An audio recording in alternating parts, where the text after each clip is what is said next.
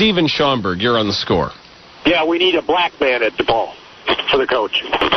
Who does? DePaul does. You had one this year. No, he's not a coach. They threw him out. No, Tracy Webster has not been. No, Tracy Webster interviewed for the position, actually. Yeah, he's nobody. They don't want him. They need a permanent black man there. Here's the reason. Permanent black man. So someone who's permanently black, temporary, not temporarily. Why do you need? Here's if you listen, I'll tell you why. Well, I'm very interested to hear why this is the case and why skin color is so. If you listen, they're going to recruit Chicago. That's their only hope. They're not going to get anybody from out of town. And I just think Chicago public league players would much prefer to play for black men than some white guy from out of town. Why? Why do you assume? What are you basing that on? This belief that the recruits would rather play for a black person? Look at Jerry Wainwright. How did he do? Okay, well, what is your belief that the recruits? That's what I told you. They don't. Okay, well, they all came to play for. The Final Four is littered with black coaches.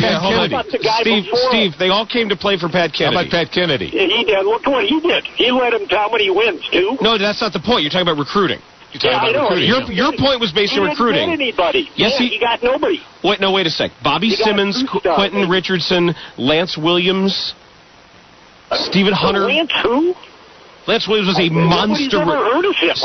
Steve, he was. Nobody's ever heard of him. Steve, can I tell you how patently ridiculous your point is?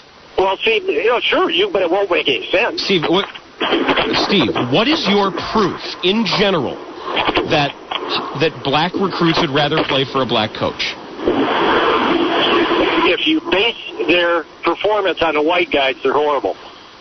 The black dudes in the city, the brothers, don't want to play for some white suburban coach. Period. That's not true. That's not true. It is true. Steve, it is true based on what fact? Look at what the white people have done. Pat Kennedy had the best recruiting class in the school's history. No, they did not. It was. Steve, no. Steve, you don't know anything about football. Steve, I was working for DePaul at the time. No, I know you weren't. What did you do? Sweep the floors? I was the play-by-play broadcaster. Hey, Steve, do you think on the weekends John Calipari is black? Or Rick Pitino? Do you think Bob Huggins is black? Is Bob Huggins black on the weekends? Well, that's a real basketball program down there. Okay, well, again, Steve, wait a minute. So there's exceptions to the rule. Steve, do you understand where Pat Kennedy's recruiting class was ranked that year? I don't 91st. No, right? no, top 5, Steve. No, not the top Steve, 5. Steve. What a joke. No, that's not true. Anyways, that's what they Steve. Otherwise, Steve. Pat Kennedy recruited a top 5 recruiting class. No, he did not. Quentin Richardson. Have you heard of Quentin, Steve? One man, Lance Williams.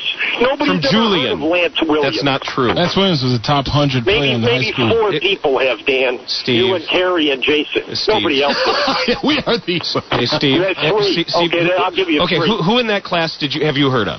I've heard of nobody at DePaul recently. Okay, Steve, who in that class, that recruiting class, have you heard of?